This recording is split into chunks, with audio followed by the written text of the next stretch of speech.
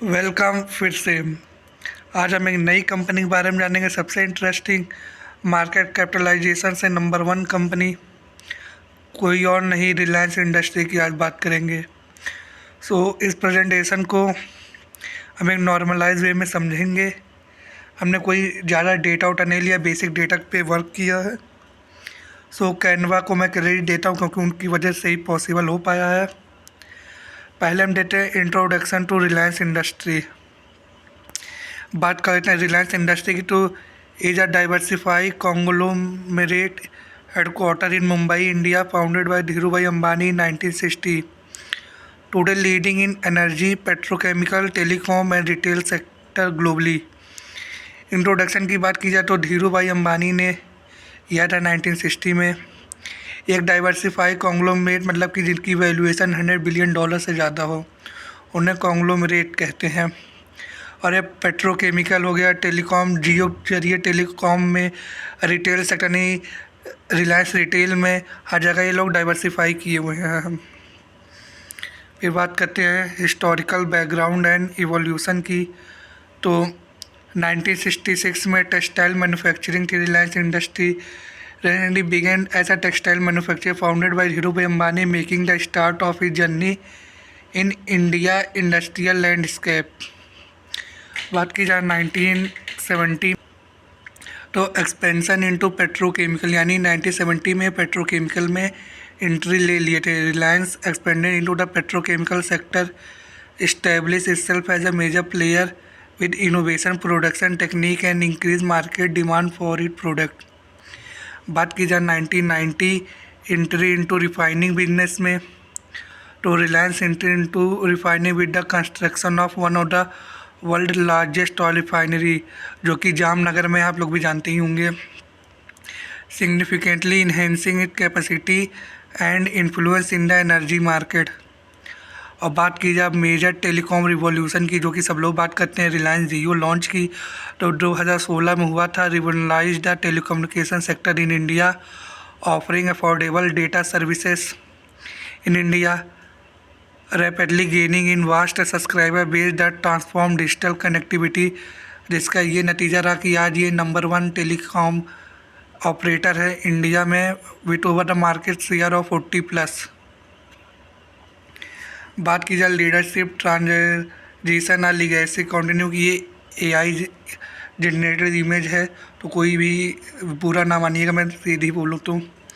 बात की जाए the transition from Dhiru bhai Ambani to Mukesh Ambani mark a pivotal shift driving Reliance industry growth into a global power house, emphasising innovation, diversification and strategic expansion across various sector. Mainly यहाँ पे मैं मुकेश अंबानी का perspective जानने के लिए कोशिश करूँगा, आपको भी बताने की कोशिश करूँगा। यहाँ पे अनिल अंबानी और जो डिस्प्यूट है उससे रिगार्डिंग कोई बात नहीं करेंगे रिलायंस इंडस्ट्री की। हम एक न्यूट्रल पर्सपेक्टिव से आगे देखेंगे, केवल पॉजिटिव साइड ही ज़्यादातर। यही चीज़ है, लीडरशिप हम मुकेश अंबानी का देखेंगे। बात कर लेते हैं बिजनेस सेगमेंट ओवरव्यू की। तो मेजर इनका 3 बिजनेस सेगमेंट है। एनर्जी एंड पेट्रोकेमिकल जो कि सबसे बड़ा है, जहाँ की जामनगर जो है वो मेन कंट्रीब्यूशन करती है पूरे रिलायंस इंडस्ट्री में। Reliance lead energy with massive refining capacity, जो जामनगर वाली ही है। Producing a diverse range of petrochemical product that cater to both domestic and international market. भाई सब नंबर 1 रिफाइनरी है वर्ल्ड की, तो बहुत ही ह्यूज लेवल पे है। तो केवल डोमेस्टिक के लिए होगी नहीं, इंटरनेशनल मार्केट के लिए भी यहाँ पेट्रोलियम प्रोडक्ट जो जिसे कहते हैं, जो कि इंडिया के एक्सपोर्ट में एक मेजर रोल प्ले करता है। बात की जाए रिटेल की, तो रिसेंट बिग बाज़ार हो गए, इसको एक्वायर करने के बाद ये बहुत ज़्यादा फास्ट ग्रोइंग मार्केट किए हैं। The retail segment boost a vast network of store and e-commerce integration, providing a wide array product and services to customer across India. अब तो स्मार्ट बाज़ार हो गया, रिलायंस ने नेम चेंज कर दिया।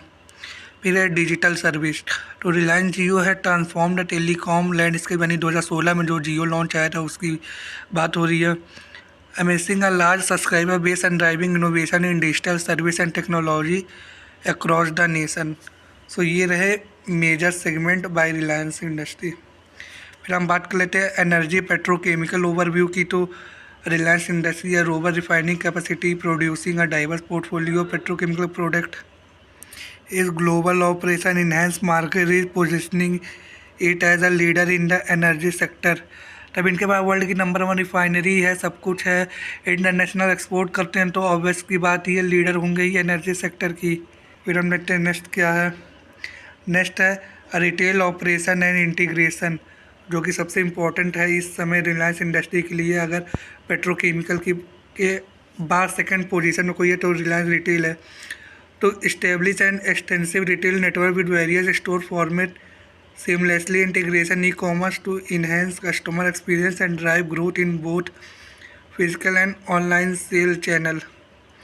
सो ये है इसका रिलायंस, जैसे जियो मार्ट हो गया, ये तो है ही। बात की जाए digital service the Jio revolution की, तो रिलायंस जियो है transform India telecom landscape with over 400 million subscriber, leveraging technological innovation such as 4G connectivity and extensive data services driving digital penetration across urban and rural area। तो ये किसी से कोई बात छुपी नहीं है कि जियो की वजह से बहुत बड़ा रिवॉल्यूशन आया 2016 में, और आज के समय 400 प्लस मिलियन सब्सक्राइबर यानी 40 करोड़ से ऊपर इनके पास सब्सक्राइबर बेस है, जो कि एक माइलस्टोन है। अब बात कर लेते हैं फाइनेंशियल परफॉर्मेंस ओवरव्यू की, तो इससे देखते हैं रीसेंट फाइनेंशियल हाईलाइट देख लेते हैं जो कि रिलायंस इंडस्ट्री से रिलेटेड है। रिलायंस इंडस्ट्री है demonstrated strong financial growth, achieving impressive revenue figure, robust profit margin and sustainable EBITDA। The company market capitalization reflects its status as a leading player in the industry driven investor confidence। सब कुछ बढ़ रहा है, revenue बढ़ रहा है, retail से ज़्यादा आ रहा है। पहले पेट्रोकेमिकल से भी आ रहा था, पर रिटेल सेगमेंट ज़्यादा आने लगा जियो की वजह से, और रेवेन्यू आने लगा, जो कि इन्वेस्टर का कॉन्फिडेंस बहुत ज़्यादा बूस्ट कर रहा है। यही है ओवरऑल फाइनेंशियल की बात की जाए रिलायंस इंडस्ट्री की।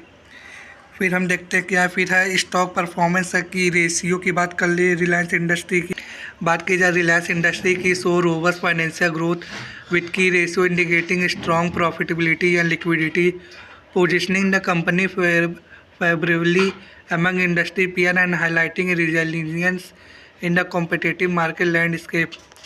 तो आम सी बात है, रेवेन्यू बढ़ रहा है, जियो पेट्रोकेमिकल का एक्सपोर्ट ज़्यादा हो रहा है, रिटेल सेगमेंट ग्रो कर रहा है, तो ऑब्वियस की बात है कि स्टॉक परफॉर्मेंस भी अपर साइड में ही जाएगा, जो कि कंपनी के लिए बहुत ही इम्पोर्टेंट है। फिर हम नेक्स्ट देखते हैं क्या है। फिर हम देखेंगे रिलायंस इंडस्ट्री वर्सेस इंडस्ट्री पीर की, यानी इसके कॉम्पिटिटर की बात कर ली जाए जो कि इस सेगमेंट में ऑपरेट करते हैं। बात की जाए Reliance industry stand out among repeat due to it diverse business segment. एक पे ये डिपेंडेंट है नहीं, पेट्रोकेमिकल है ही, रिटेल है ही, जियो है ही, टेलीकम्युनिकेशन में भी है, जो कि growth strategy positioning is strong with in the competitive landscape of India and global market, क्योंकि इनका बिजनेस डाइवर्सिफाई है, हर सेगमेंट में ये लोग उतर चुके हैं, तो इनका बहुत ही स्ट्रॉन्ग पोजीशनिंग है हर मार्केट में। सो इनके टक्कर का कोई कॉम्पिटिटर अभी आ नहीं पाया अगर ऐसा देखा जाए तो। हाँ, अडानी बढ़ रहा है, अभी उसको टाइम लगेगा, पर ये एग्जिस्टिंग प्लेयर है, इस वजह से इसकी काफ़ी ज़्यादा मार्केट में पकड़ है। फिर हम नेक्स्ट देखते हैं क्या है। फिर हम बात करते हैं स्ट्रैटेजिक इनिशिएटिव है जो कि रिलायंस इंडस्ट्री ने लिया है। तो बात किया जाए strategic prioritise for future growth, Reliance industry in focusing on digital transformation and investing in green energy to foster innovation, enhance sustainability and lead the transition toward a more eco friendly future while maintaining competitive advantages. तो इसका जो future growth है ये काफ़ी ज़्यादा green energy में, यानी solar panel के इंस्टॉलेशन में, जो कि जामनगर में सबसे बड़ा इन्होंने कहा है 10 to 20 बिलियन डॉलर इन्वेस्टमेंट की प्लानिंग की है 2030 तक का। तो फ्यूचर देखा जाए इन्होंने फोकस कर लिया कि हाँ, ग्रीन एनर्जी पे हमें फोकस करना है अगर हमें मार्केट में डोमिनेट करना है, तो ये चीज़ है। सो इन्होंने अपना मेजर फोकस रिन्यूएबल एनर्जी और ग्रीन एनर्जी पे फोकस कर लिया है। अब बात की जाए commitment to sustainability and ESG यानी इन्वायरमेंटल सोशल एंड गवर्नेंस की, जो कि इन्होंने किया है। जो कि बात की जाए रिलायंस इंडस्ट्री की, ये डेडिकेटेड है सस्टेनेबल प्रैक्टिसेस पे, फोकसिंग ऑन रिन्यूएबल एनर्जी, जो कि फ्यूचर ग्रोथ है जिस पे ये लोग हेवीली इन्वेस्ट कर रहे हैं, waste reduction and community engagement, driving initiative that align with environmental social and governance principle for better future. तो ये बात सही है कि हाँ, इन्होंने ग्रीन एनर्जी पे बहुत ज़्यादा फोकस किया है। बात की जाए मुकेश अंबानी की, तो उन्होंने सारी रिस्पॉन्सिबिलिटी मेजर अपने ऊपर ली है, फिर अपने छोटे भाई अनंत अंबानी के ऊपर भी वो मेजर ये सेक्टर देख रहे हैं ग्रीन एनर्जी का। तो देखा जाए ओवरऑल डेवलपमेंट हो रही है। उन्होंने वनतारा पार्क भी किया है जो कि कार्बन क्रेडिट पर्पस से मेजरली ऑपरेट कर रहे हैं, इन्वायरमेंट पे फोकस कर रहे हैं। सो कह सकते हैं हाँ, इन्होंने ईएसजी सस्टेनेबिलिटी पे काफ़ी वर्क किए हैं और कर रहे हैं। सो यहाँ तक देख लिए हैं तो दिल से धन्यवाद। मिलते हैं नए वीडियो में नए टॉपिक के, तब तक take care, bye, good bye.